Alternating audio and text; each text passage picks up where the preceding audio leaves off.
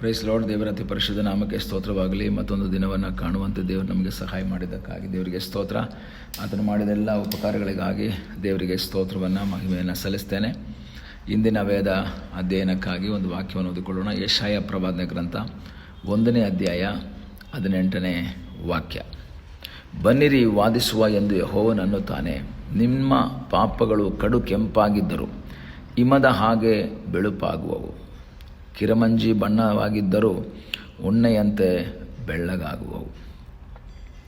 ಇಸ್ರಾಯೇಲ್ ಮಕ್ಕಳ ಸಂಗಡ ದೇವರು ಮಾತಾಡ್ತಾ ಇದ್ದಾನೆ. ನಾನು ನಿನ್ನೆ ದಿವಸ ಹೇಳಿದೆ, ಇಸ್ರಾಯೇಲ್ ಮಕ್ಕಳು ದೇವರನ್ನು ಆರಾಧಿಸಬೇಕಾದ ಜನ, ಸ್ವಂತ ಜನ.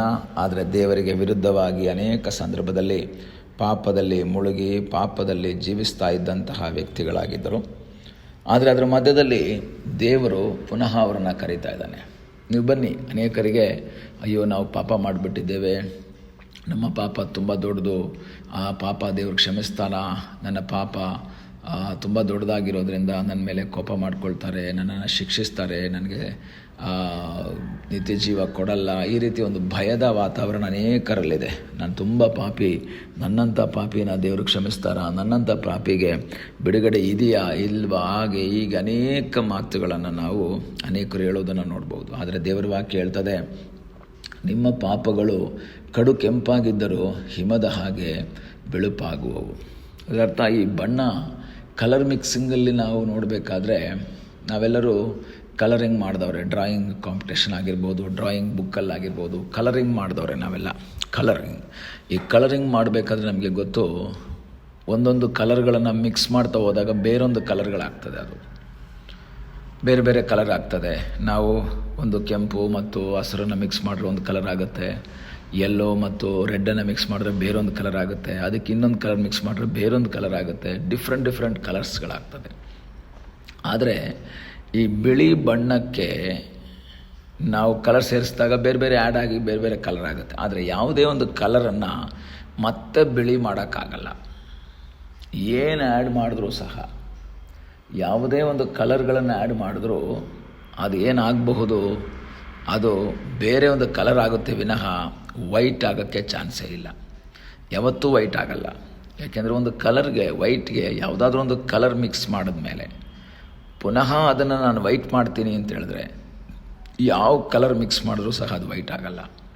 ಕಾರಣ ಅದು ಆಲ್ರೆಡಿ ಏನಾಯಿತು, ಬೇರೊಂದು ಕಲರ್ ಆಗೋಯ್ತು.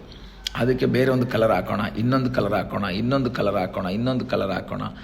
ಎಲ್ಲ ಇವಾಗ ಕೆಂಪು ಮತ್ತು ಬಿಳಿ ಮಿಕ್ಸ್ ಆಗೋಗಿದೆ. ಈ ಕೆಂಪು ಕಲರ್ ಆಗಿದೆ. ಅದನ್ನು ಮತ್ತೆ ಬಿಳಿ ಮಾಡಬೇಕು ಅಂದರೆ ಹಸಿರು ಹಾಕಿದ್ರೆ ಆಗಲ್ಲ, ನೀಲಿ ಹಾಕಿದ್ರೆ ಆಗಲ್ಲ, ಅರಿಶಿನ ಹಾಕಿದ್ರೆ ಆಗಲ್ಲ, ಇನ್ಯಾವ ಕಲರ್ ಹಾಕಿದ್ರೂ ಆಗಲ್ಲ. ಬಿಳಿ ಮಾಡೋಕ್ಕೆ ಸಾಧ್ಯನೇ ಇಲ್ಲ ಅದನ್ನು. ಯಾಕೆಂದರೆ ಆಲ್ರೆಡಿ ಅದು ಹೋಯ್ತು. ಅದರಲ್ಲಿ ದೇವರು ಹೇಳ್ತಾ ಇದ್ದಾರೆ, ನಿಮ್ಮ ಪಾಪಗಳು ಕಡು ಕೆಂಪಾಗಿರಲಿ. ಅದರ ಅರ್ಥ ಮತ್ತೆ ಬೆಳ್ಳಗಾಗುವಂಥ ಸಾಧ್ಯತೆಯೇ ಇಲ್ಲದಿರಲಿ. ನಾನು ಅದನ್ನೇನು ಮಾಡ್ತೀನಿ, ನಾರ್ಮಲ್ ವೈಟ್ ಅಲ್ಲ, ಸ್ನೋ ವೈಟ್ ಮಾಡಾಕ್ಬಿಡ್ತೀನಿ. ನಾನು ಹಿಮದ ಹಾಗೆ ಬೆಳ್ಳಗೆ ಮಾಡ್ತೀನಿ. ಅದರ ಅರ್ಥ ಏನು, ಅಸಾಧ್ಯಗಳನ್ನು ಸಾಧ್ಯ ಮಾಡುವಂತಹ ಒಬ್ಬ ಸರ್ವಶಕ್ತನಾದ ದೇವರು.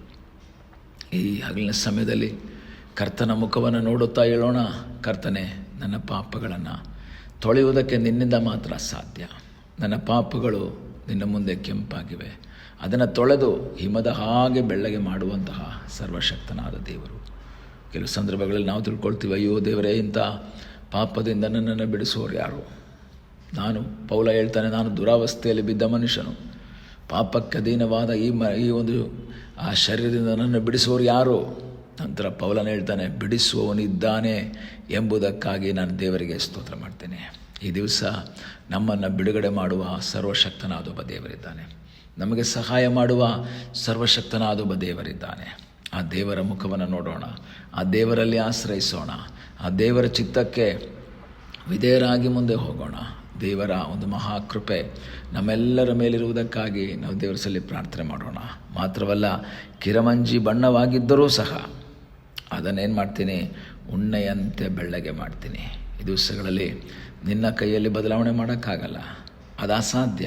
ಎರಡು ಅರ್ಥ ಇದೆ. ಒಂದು, ನಮ್ಮ ಪಾಪಗಳನ್ನು ತೊಳೆಯುವುದಕ್ಕೆ ದೇವರಿಗೆ ಮಾತ್ರ ಸಾಧ್ಯ.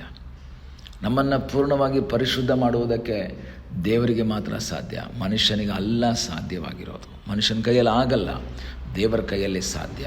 ಅದೇ ಸಮಯದಲ್ಲಿ ಇನ್ನೊಂದು ಅರ್ಥದಲ್ಲಿ ಅದನ್ನು ತಗೊಳ್ಳೋದಾದರೆ ಅಸಾಧ್ಯಗಳನ್ನು ಸಾಧ್ಯ ಮಾಡುವಂಥ ಒಬ್ಬ ದೇವರಿದ್ದಾನೆ.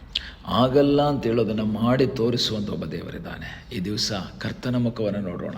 ನಿನ್ನ ಜೀವಿತದಲ್ಲಿ ಕೆಲವು ಸಂಗತಿಗಳೆಲ್ಲ ಇದಾಗಲ್ಲ, ಇದು ನಡೆಯಲ್ಲ ಎಂಬುದಾಗಿ ನೀನು ತಿಳ್ಕೊಂಡಿರ್ಬೋದು. ಇಲ್ಲ, ನಿನಗಾಗಿ ಅದ್ಭುತವನ್ನು ಮಾಡುವ ಸರ್ವಶಕ್ತನಾದ ದೇವರಿದ್ದಾನೆ. ನಿನಗಾಗಿ ಅದ್ಭುತವನ್ನು ಮಾಡುವಂತಹ ದೇವರು ನಿನಗಾಗಿ ಜೀವಿಸ್ತಾ ಇದ್ದಾನೆ. ಈ ದಿವಸ ಅಸಾಧ್ಯ ಎಂಬ ಪದವನ್ನು ಬಿಟ್ಬಿಡೋಣ. ನಮಗೆ ಅಸಾಧ್ಯ, ಮನುಷ್ಯರಿಗೆ ಅಸಾಧ್ಯ, ದೇವರಿಗೆ ಎಲ್ಲವೂ ಸಾಧ್ಯ. ಮನುಷ್ಯರ ಕೈಯಲ್ಲಿ ಆಗಲ್ಲ, ಆದರೆ ದೇವರ ಕೈಯಲ್ಲೆಲ್ಲ ಆಗುತ್ತೆ. ನಿನ್ನ ವೇದನೆ ಯಾವುದು, ನಿನ್ನ ಕಷ್ಟ ಯಾವುದು, ನಿನ್ನ ಸಮಸ್ಯೆ ಯಾವುದು, ನಿನ್ನ ದುಃಖ ಯಾವುದು, ಅದು ನಿನ್ನ ಕೈಯಲ್ಲಿ ಆಗ್ತಾ ಇಲ್ವಾ, ನಿರಾಶೆ ಪಡಬೇಡ. ನಿನಗೋಸ್ಕರ ಒಬ್ಬ ದೇವರಿದ್ದಾನೆ. ನಿನಗೋಸ್ಕರ ಕಾರ್ಯ ಮಾಡುವಂಥ ಒಬ್ಬ ಸರ್ವಶಕ್ತನಾದ ದೇವರಿದ್ದಾನೆ. ಆ ದೇವರ ಮೇಲೆ ನಿನ್ನ ಆ ಒಂದು ಭರವಸೆ ನೋಡೋದಾದರೆ, ಆ ದೇವರಲ್ಲಿ ನೀನು ಆಶ್ರಯಿಸುವುದಾದರೆ ಅಸಾಧ್ಯಗಳನ್ನು ಸಾಧ್ಯ ಮಾಡ್ತಾನೆ. ನಿನ್ನ ಪಾಪಗಳು ಕಡು ಕೆಂಪಾಗಿದೆಯಾ? ಅಯ್ಯೋ, ನನ್ನನ್ನು ಯಾರೂ ಕ್ಷಮಿಸಲ್ವಾ? ಇಲ್ಲ, ದೇವರಿದ್ದಾನೆ. ನಿನ್ನನ್ನು ಕ್ಷಮಿಸುವಂತಹ, ನಿನಗೆ ಸಹಾಯ ಮಾಡುವ ಸರ್ವಶಕ್ತನಾದ ಒಬ್ಬ ದೇವರಿದ್ದಾನೆ. ಆ ದೇವರನ್ನು ಆಶ್ರಯಿಸಿ ಮುಂದೆ ಸಾಗೋಣ. ಕಣ್ಣುಗಳನ್ನ ಮುಚ್ಚೋಣ, ಪ್ರಾರ್ಥಿಸೋಣ. ನಮ್ಮನ್ನು ಬಹಳವಾಗಿ ಪ್ರೀತಿ ಮಾಡುವ ಪರಲೋಕದ ತಂದೆಯಾದ ದೇವರೇ, ಮತ್ತೊಂದು ಸಾರಿ ನಿನ್ನ ಸನ್ನಿಧಾನದಲ್ಲಿ ನಾವು ಬಂದಿದ್ದೇವೆ. ನಮ್ಮನ್ನೇ ದಿನ ಪಾದಗಳಿಗೆ ಒಪ್ಪಿಸಿಕೊಡ್ತೇವೆ. ನಮ್ಮನ್ನು ತೊಳೆಯುವಂಥ ದೇವರು ನೀನಾಗಿದ್ದೀಯಾ. ನಾವು ಪಾಪಿಯಾಗಿದ್ದಾಗ ನಮ್ಮನ್ನು ತೊಳೆದಂಥ ದೇವರು ನೀನೇ. ಅದೇ ರೀತಿಯಲ್ಲಿ ಅಸಾಧ್ಯವಾದ ಕಾರ್ಯಗಳನ್ನು ನಮಗಾಗಿ ಸಾಧ್ಯ ಮಾಡುವ ಸರ್ವಶಕ್ತನು ನೀನೇ ಆಗಿರುವುದಕ್ಕಾಗಿ ಸ್ತೋತ್ರ. ನಿನ್ನೆಲ್ಲ ಆಶ್ರಯಿಸುವಂಥ ಕರ್ತನೆ ಕೃಪೆ ಮಾಡು. ಪ್ರಾರ್ಥನೆಯನ್ನು ಕೇಳಿದ್ದಕ್ಕಾಗಿ ಸ್ತೋತ್ರ. ಯೇಸುವಿನ ಮುದ್ದಾದ ಹೆಸರಿನಲ್ಲಿ ಬೇಡಿಕೊಳ್ಳುತ್ತೇವೆ ನಮ್ಮ ಪ್ರೀತಿಯ ತಂದೆಯೇ. ಆಮೇನ್. God bless you.